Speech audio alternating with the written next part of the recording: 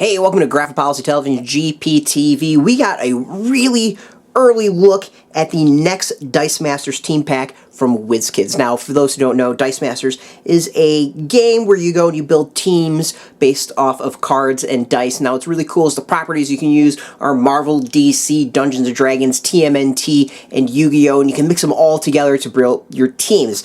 So, when I say teams, that's what these team packs are for. Now, they're generally for folks that want an easy way to kind of expand and create like a themed-based team. This one is the Defenders. Now, we've seen a few released already. There was one like Doctor Strange.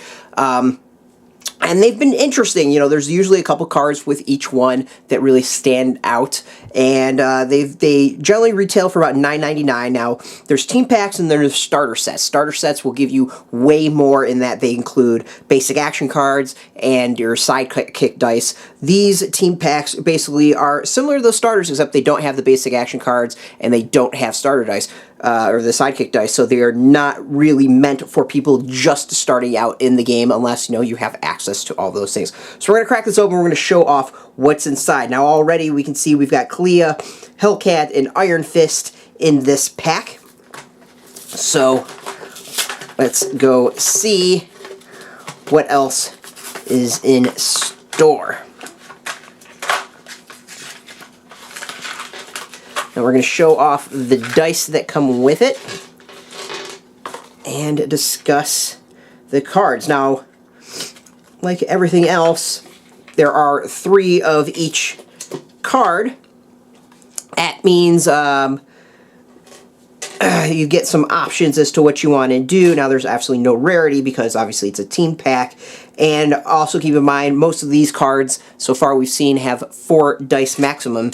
Team packs only come with 2 dice, just like the starter sets, so that means you'll need 2 team packs if you ever want to max out the characters found within. So, Clea, I believe we've seen before. She, I think, was part of the Doctor Strange pack.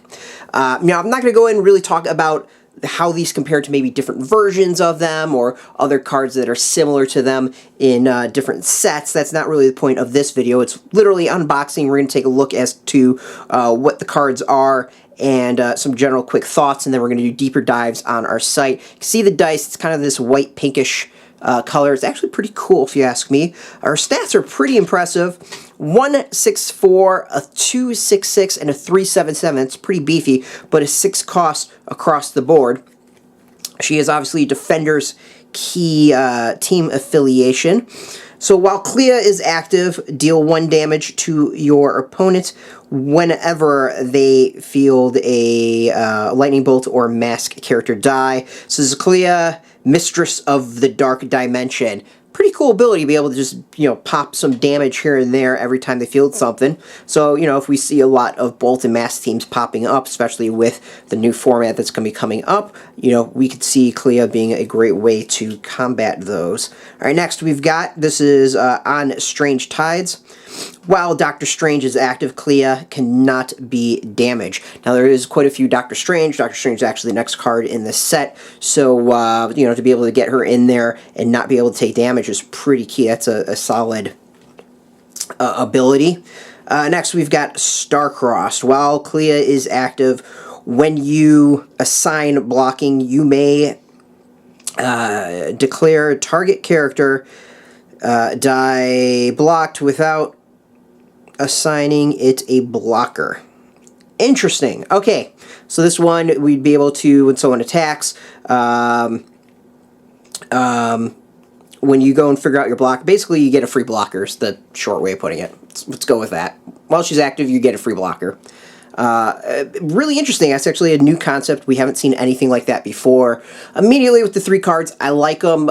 Each can be used in their own ways. The 6 cost is a little bit high. That's just kind of a personal style for playing for me. I'm not a big fan of doing 6 cost cards. I tend to max out at like 5, so, but, you know, your mileage may vary. All right, next we got Doctor Strange, another Defender. Again, fairly expensive, 7 and 6 shield.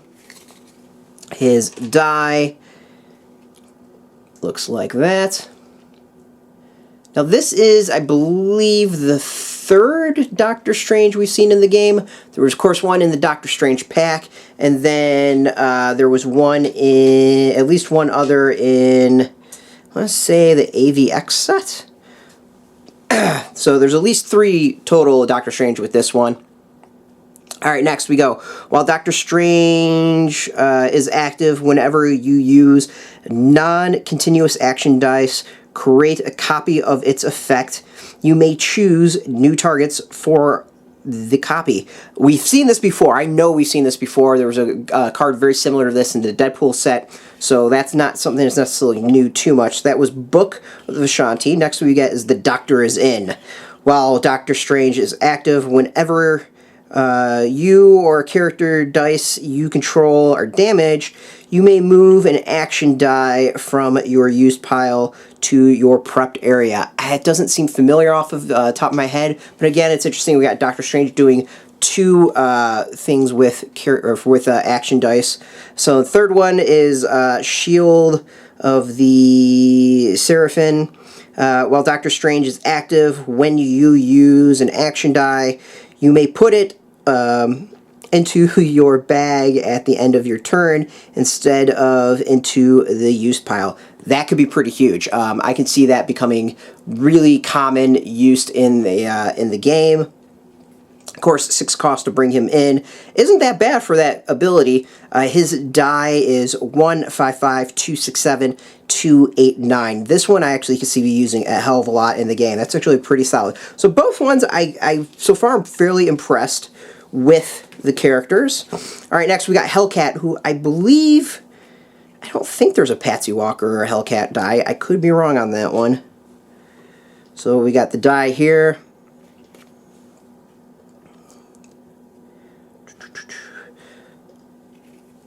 Alright, so the die is 1, 2, 3, 1, 3, 3, and 1, 4, 4. First 3 cost mask. It's Patsy is the title. When fielded, name target opposing sidekick character. Opposing non-sidekick character, replacing all previous choices. While Hellcat is active, deal 2 damage to your opponent the first time they field that character die. We've seen similar things in the past with dice like that, or characters like that, so actually fairly useful, something I would see myself playing a lot. It just seems like the nice irritation. We've got Hell's Bell, also 3 cost mask. When fielded, name a die replacing all previous choices. Your opponent cannot purchase the die next turn. That's a pretty big one. You know, I think we've seen similar stuff with screwing around with dice purchasing and fielding, so this is going to play to that very well, especially when some of those other previous ones get rotated down the line. Demon Sight of Sore Eyes. While Hellcat is active, your opponent must pay 1 more to purchase basic action dice. That's really great. We've seen things where basic action dice will cost more in general, so this one's just kind of adding to that and only affects your opponent. Also fairly solid. I have a feeling as the game goes, there's going to be a lot more play with basic action dice, so this is something I would expect to see more of, a lot of anti-basic action dice. We've got Hulk. Hulk, of course, has got his radiation symbol. We've seen that multiple times. It kind of seems to be his basic symbol for the character. He's been in many sets so far. This is definitely at least the 3rd, if not 4th version of the character. So again, max 4. Fairly expensive. We got 7 costs across the board. Hulk tends to be pretty expensive. Whenever Hulk is dealt combat damage, deal damage equal to his attack to another target opposing character die. Pretty solid on that one. So his abilities, or his stats, are 1, 4, 6, 2, 6, 7, 3, 8, 8. Pretty beefy character. So to be able to get attacked to something else is pretty cool. That's Banner's Not Home. We got Emerald Dawn here. When Hulk attacks, you may pay a shield. If you do, Hulk cannot be blocked by fewer than 2 character dice. Not bad, not great. Hulk, All the Rage. While Hulk is active, whenever one of your character dice is KO'd, deal 1 damage to your opponent. kind of cool. That could be a very interesting one to be able to ping opponents. I'm a big fan of being able to do that, so to see that happen is, I'm a fan. That's kind of more my gameplay. I'm an irritating player like that. Alright, we got Iron Fist. Again, we've seen this sort of die before with Iron Fist. His stats are 033, 144, 264. So far the cheapest character to field, but purchasing is still fairly expensive with 5 across the board mask. So we've got, during the attack step, if you have a mask in your reserve pool, Iron Fist gets +2 attack. So that's not too bad. Alright, when Iron Fist attacks, deal 1 damage to each opposing sidekick. While Iron Fist is active, your opponent is dealt 1 damage for each sidekick KO'd by this effect. That's pretty cool. I could definitely see that one getting out there with some good gameplay and usage by folks. And then next we've got, as long as you have not fielded any character dice this turn, Iron Fist has +3 attack. Again, kind of cool concept to be able to get bonuses by not fielding characters. I want to say that's a new concept to the game, so anything new is always appreciated. Alright, next we've got Jessica Jones, 5 cost fist across the board. Her die. Alright, her dice stats are 142, 162, 263. This is Mother of the Year award. Whenever Jessica Jones deals combat damage and is not KO'd, draw a die from your bag and add it to your prep area. Not a bad idea. Always drawing is a good thing. Getting more dice can never hurt. Alright, we got Ladies' Night.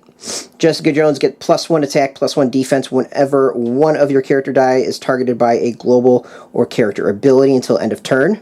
Yeah, a little bit weaker. Not sure that one is, I would play a whole lot. And then next we've got Jessica Jones cannot be targeted by opposing global or character ability. Something we've seen a whole bunch. This is called Redeemed.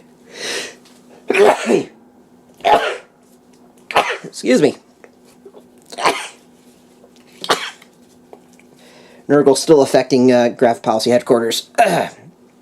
Alright, back to it. Next we've got Loki. Kind of an interesting one. Don't really think I would think of Loki for the event or Defenders, but okay, whatever. Alright, we got Loki is Paper Throne. First, let's actually show the stats. We've seen this type of die before, different coloring. A die itself is 125, 236, and 247. So 6 costs, 6, 5 to 6. So this is when fielded, gain control of target character die with a level lower than Loki until end of your turn. Return the character die to your opponent's field zone at the end of turn. It's interesting. We've seen a couple character controls like that.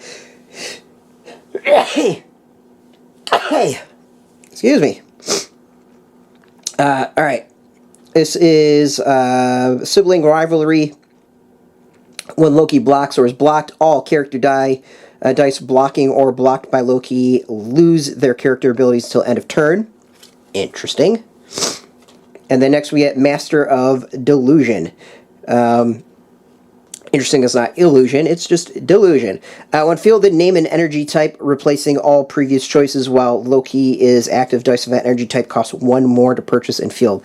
That's pretty cool. That one that I could see being used a lot and being very irritating to other players. And this, we got the final one, Luke Cage, who I've been waiting for. I'm kind of a little shocked there's not a Daredevil in this. I always think of Daredevil as Defenders. He feels like he would fit really well. Daredevil instead of Loki probably might have been better. We see his dice, his bicep. 125, 136, 266. 5 cross all the way for costs. Alright, this is Harlem Raised. If Luke Cage is blocked, you may re-roll him. If you roll the character face, Luke Cage gains Overcrush. Otherwise, move this die to the field zone at level 1. He's no longer attacking. Really interesting idea. Kind of have to really think through that one. Not really an easy concept to think through right away of how useful that one would be. But kind of a cool one. Alright, next we got Always Forward. While Luke Cage is active, other Defender character dice get +1 attack and +1 defense. Been interesting, we actually haven't seen much far as the interaction between the Defenders, there's the Clea with Doctor Strange, and now this Luke Cage one. But other than that, that's about it. So, while they have like a theme of Defenders, it doesn't feel like they actually have kind of like interaction between each other in some way of actually impacting each other, like we see with like the Terminator or the Teenage Mutant Ninja Turtles cards. Alright, next. The final one of the set is while Luke Cage is active, other Defender characters cost 1 less to purchase. Whenever you field another Defender character die, draw a die from your bag and add it to your prep area. That card's a must. If you're going to be playing Defenders, I found at least one card that's going to be the must-get of, or must-use of the set. I think that's really, really cool. It'd be nice to see more Defenders down the road. Overall, like, it's not bad. There's definitely a lot of useful stuff. I think out of all the team packs so far, this is the one that's kind of impressed me the most. And I can see a lot of the characters being used in sets and teams beyond the usual Defenders. So, overall, bravo to Wizkids. Thanks so much for the hookup. This is a really good set overall, I think. And, yeah, you'll be able to catch this in May, it looks like right now, unless some things change. If you go to graphicpolicy.com, we're going to be doing a deeper dive, looking at, you know, each character of the set, talking a bit more about the history of, like, the art, the characters themselves in the game, the characters in general, and what we think of the individual cards from there, how they compare to stuff of the past. So that'll be starting very soon at graphicpolicy.com. Again, thank you, Wizkids, for the hookup. You can catch us every single day at graphicpolicy.com. We're on Twitter, Facebook, YouTube, Tumblr, all at Graphic Policy, keeping it nice and consistent. So until next time, keep rolling those die and keep it geeky.